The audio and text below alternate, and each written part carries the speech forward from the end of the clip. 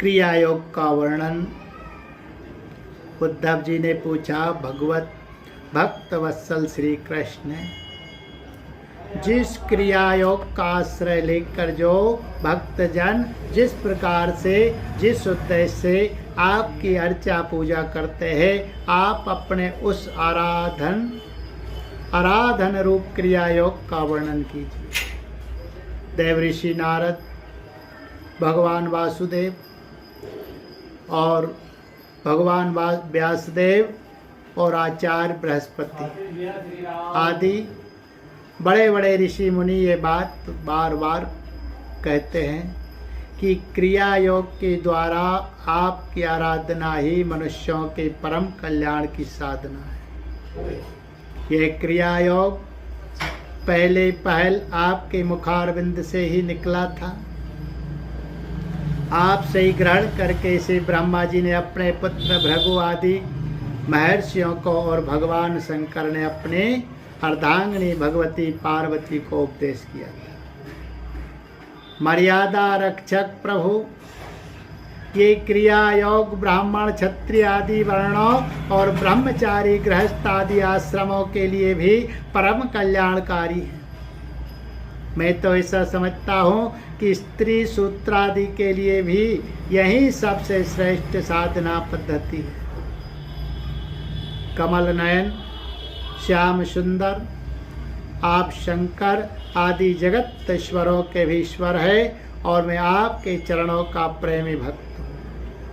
आप कृपा करके मुझे ये कर्म बंधन से मुक्त करने वाली विधि बतलाइए। भगवान श्री कृष्ण ने कहा, उद्धव जी, कर्म कांड का इतना विस्तार है कि उसकी कोई सीमा नहीं, इसलिए मैं उसे थोड़े में ही पूर्वापर क्रम से विधि पूर्वक वर्णन करता हूँ। मेरी पूजा की 3 विधियां हैं, वैदिक, तांत्रिक और मिश्रित। इन तीनों में से मेरे भक्तों को भी अपने अनुकूल जान पड़े उसी विधि से मेरी आराधना करनी चाहिए।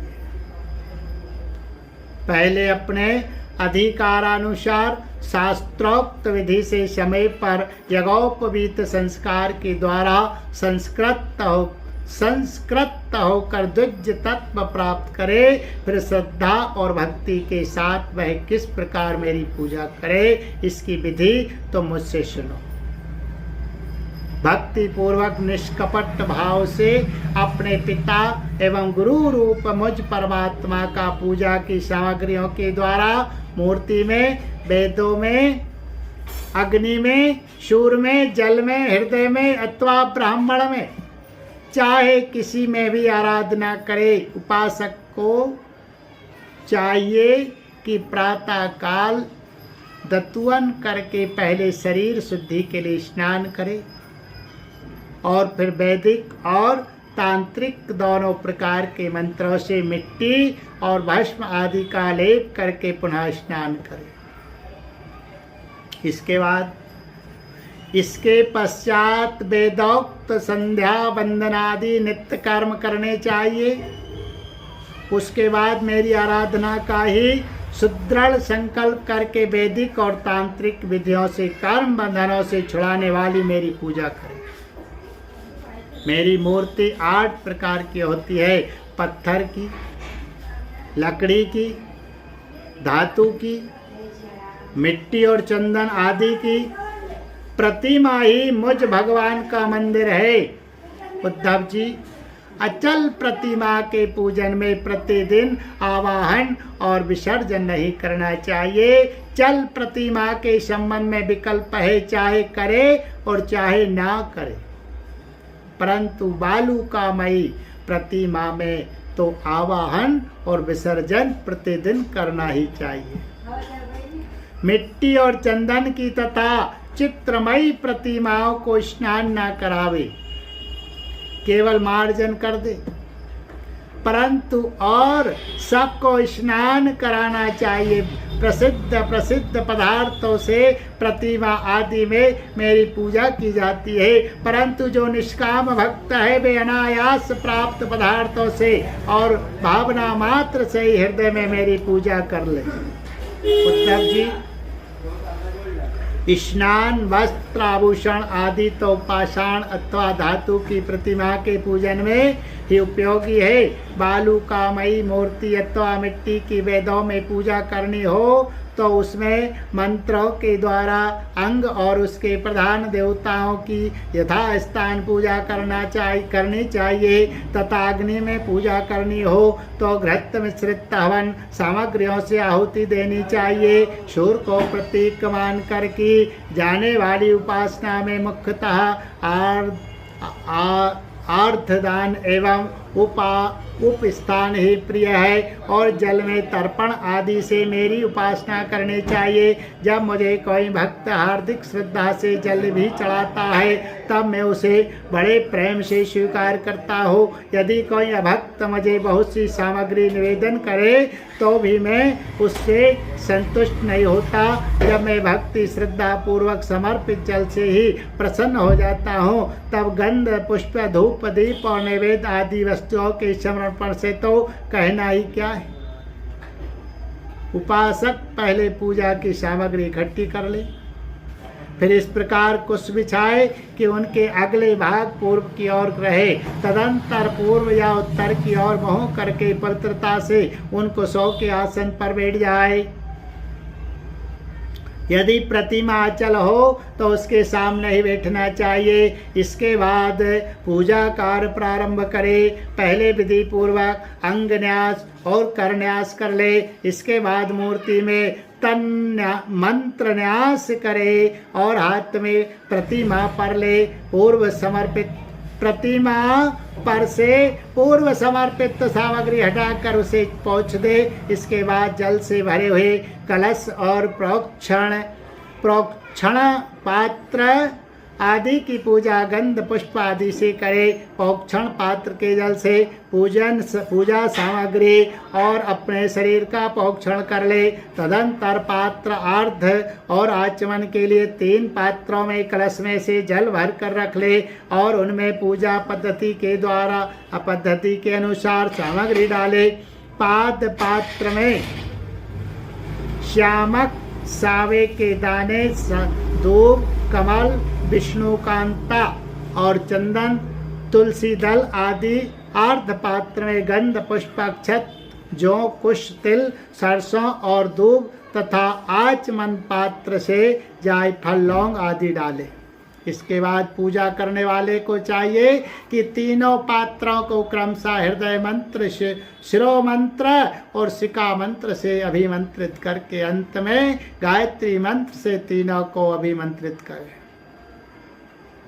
इसके बाद प्राणायाम के द्वारा प्राणवायु और भावनाओं द्वारा शरीरस्थ अग्नि के शुद्ध हो जाने पर हृदय कमल में परम सूक्ष्म और श्रेष्ठ दीप शिखा के समान मेरी जीव कला का ध्यान करें। बड़े बड़े सिद्ध ऋषि मुनि ओमकार के आकार उकार, मकार, बिंदु और नाद इन 5 कलाओं के अंत में उसी जीव कला का ध्यान करते हैं। वह जीव कला आत्मस्वरूपिणी है। जब उसके तेज से सारा अंतःकरण और शरीर भर जाए तब मानसिक उपचारों से मन ही मन उसकी पूजा करनी चाहिए। तदंतर तन्मय होकर मेरा आह्वान करे और प्रतिमा आदि में स्थापना करे। फिर मंत्रों के द्वारा अंगन्यास करके उसमें मेरी पूजा करे। उद्धव जी मेरे आसन में धर्म आदि गुणों और विमला आदि शक्तियों की भावना करे अथवा आसन के चारों कोनों में धर्म, ज्ञान, वैराग और ऐश्वर्य रूप 4 पाए हैं। अधर्म, अज्ञान, अवैराग्य और अनैश्वर्य ये चारों दिशाओं में डंडे हैं। सत्व, रज, तम 3 सत्य, रज, तम रूप 3 पटरियों की बनी हुई पीठ है। उस पर विमला, उत्कर्षिणी, ज्ञाना, क्रिया, योगा, प्रखी, सत्या, ईशाना और अनुग्रह ये 9 शक्तियां विराजमान है। उस आसन पर एक अष्टदल कमल है। उसकी करणी का अत्यंत प्रकाशमान है और पीली पीली केसरों की छटा निराली ही है। आसन के संबंध में ऐसी भावना करके पाद आचमनीय और आर्ध आदि उपचार प्रस्तुत करे। तदंतर भोग और मोक्ष की सिद्धि के लिए वैदिक और तांत्रिक विधि से मेरी पूजा करे। सुदर्शन चक्र पांच जन्य शंख कौमोद की गदा खड़ग बाण धनुष हल मूसल इन 8 आयुधों की पूजा 8 दिशाओं में करे और कौस्तुभ मणि वैजंती माला तथा श्रीवत्स चिन्ह की वक्ष स्थल पर यथा स्थान पूजा करे। नद सुनंद प्रचंड चंड महाबल बलु कुमुद और कुमुद देक्षण इन 8 पार्षदों की 8 दिशाओं में गरुण की सामने दुर्गा विनायक व्यास और विश्वक्सेन की चारों कोनों में स्थापना करके पूजन करे। बाईं ओर गुरु की और यथाक्रम पूर्वादि दिशाओं में इंद्रादि 8 लोकपालों की स्थापना करके पोक्षण आर्धदान आदि क्रम से उनकी पूजा करनी चाहिए। प्रिय उद्धव, यदि सामर्थ्य हो तो प्रतिदिन चंदन, खस, कपूर, केसर और अर्गजा आदि सुगंधित वस्तुओं द्वारा सुवासित जल से मुझे स्नान कराए और उस समय स्वर्ण, घर्म इत्यादि स्वर्ण घर्मानुवाक जितम ते पुंडरीकाक्ष इत्यादि महापुरुष विद्या सहस्त्र शीर्षा पुरुषा इत्यादि पुरुष सूक्त और इदम नरो मेध नेमदिता हवंत इत्यादि मंत्रोक्त राजनादि साम गायन का पाठ भी करता रहे। मेरा भक्त वस्त्र यज्ञोपवीत आभूषण पत्र माला गंध और चंदनादि से प्रेम पूर्वक यथावत मेरा श्रृंगार करे। उपासक श्रद्धा के साथ मुझे पाद आचमन, चंदन, पुष्प, अक्षत, धूप, दीप आदि सामग्रियां समर्पित करे। यदि हो सके तो गुड़, खीर, घृत, पुड़ी, पुए, लड्डू, हलवा, दही और दाल आदि विविध व्यंजनों का नैवेद्य लगावे। भगवान के विग्रह को दतुअन कराए, उपटन लगाए, पंचामृत आदि से स्नान कराए, सुगंधित पदार्थों का लेप करे, दर्पण दिखाए, भोग लगाए और शक्ति हो तो प्रतिदिन अथवा पर्वों के अवसर पर नाचने गाने आदि का भी प्रबंध करे। उद्धव जी, तदंतर पूजा के बाद शास्त्रोक्त विधि से बने हुए कुंड में अग्नि की स्थापना करे। वह कुंड में खिला गर्त और वेदी से शोभायमान हो, उसमें हाथ की हवा से अग्नि प्रज्वलित करके उसका परिसमूहन करे, अर्थात उसे एकत्र कर दे। वेदी के चारों ओर कुश कंडिका करके अर्थात चारों ओर 20-20 कुश बिछाकर मंत्र पढ़ता हुआ उन पर जल छिड़के। इसके बाद विधि पूर्वक समिधाओं का आधान रूप अन्वाधान कर्म करके अग्नि के उत्तर भाग में होमोपयोगी सामग्री रखे और प्रोक्षणी पात्र के जल से प्रोक्षण करे। तदंतर अग्नि में मेरा इस प्रकार ध्यान करे। मेरी मूर्ति तपाए हुए सोने के समान दम दम चमक रही है, रोम रोम से शांति की वर्षा हो रही है, लंबी और विशाल 4 भुजाएं शोभायमान है, उनमें शंख चक्र गदा पद्म विराजमान है। कमल की केसर के समान पीला पीला वस्त्र फहरा रहा है, सिर पर मुकुट, कलाइयों में कंगन, कमर में करधनी और बाहों में बाजू बंद झिलमिला रहे हैं। वक्ष स्थल पर श्रीवत्स का चिन्ह है, गले में कौस्तुभ मणि जगमगा रही है, घुटनों तक वनमाला लटक रही है। अग्नि में मेरी इस मूर्ति ध्यान करके पूजा करनी चाहिए, इस मूर्ति का ध्यान करके पूजा करनी चाहिए। इसके बाद सुखी समिधाओं को घृत में डुबोकर आहुति दे और आज्य भाग और अघार नामक 2-2 आहुतियों से और भी हवन करे। तदंतर घी से भिगोकर अन्य हवन सामग्रियों से आहुति दे। इसके बाद अपने इष्ट मंत्र से अथवा ओम नमो नारायण, ओम नमो नारायणाय इस अष्टाक्षर मंत्र से तथा पुरुष सूक्त के 16 मंत्र से हवन करे। बुद्धिमान पुरुष को चाहिए कि धर्मादि देवताओं के लिए भी विधि पूर्वक मंत्रों से हवन करे और शिष्टकृत आहुति भी दे। इस प्रकार अग्नि में अंतर्यामी रूप से स्थित भगवान की पूजा करके उन्हें नमस्कार करे और नंद सुनंद आदि पार्षदों को 8 दिशाओं में हवन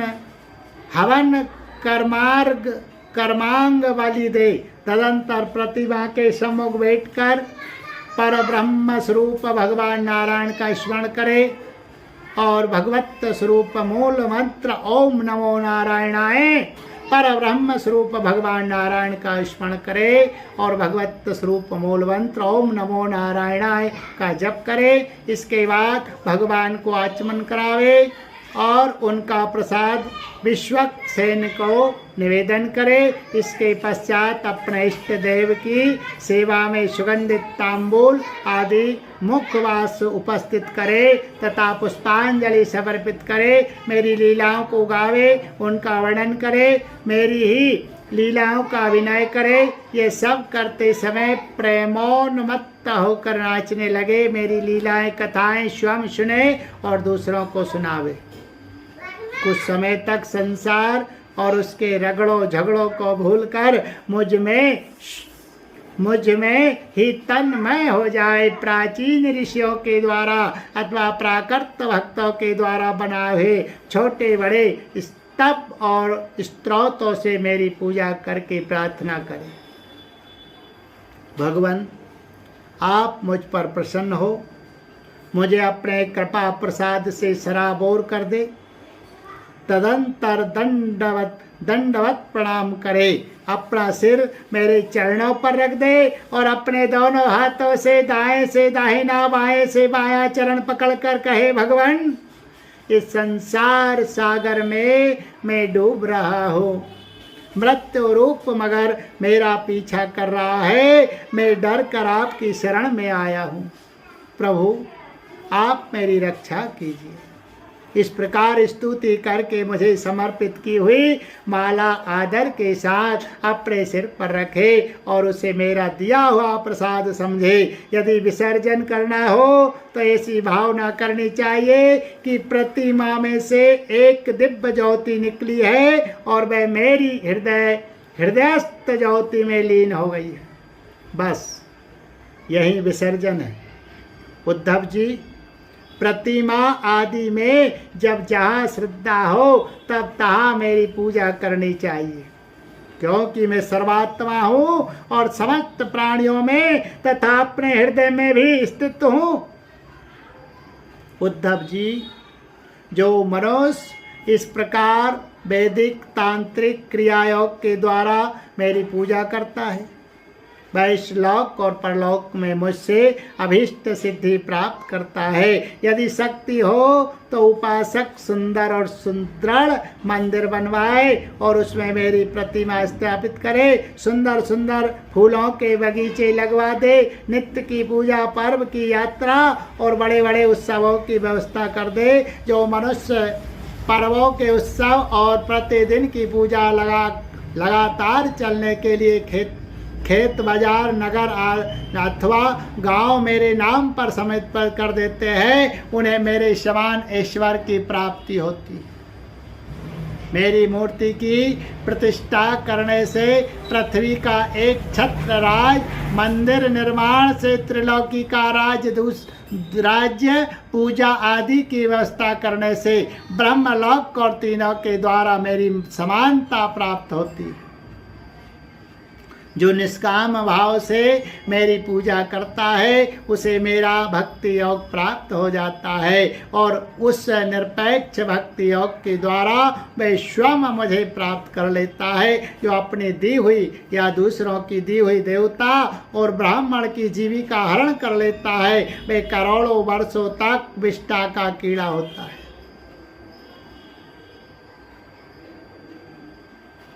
जो लोग ऐसे कामों में सहायता, प्रेरणा अथवा अनुमोदन करते हैं, वे भी मरने के बाद प्राप्त करने वाले के समान ही फल के भागीदार होते हैं। यदि उनका हाथ अधिक रहा तो फल भी उन्हें अधिक ही मिलता है। बोलिए गोविंद गोपाल कृष्ण भगवान की जय। पुराण पुरुष पुरुषोत्तम भगवान की जय। सत्य सनातन वैदिक धर्म की जय। जय जय श्री राधे।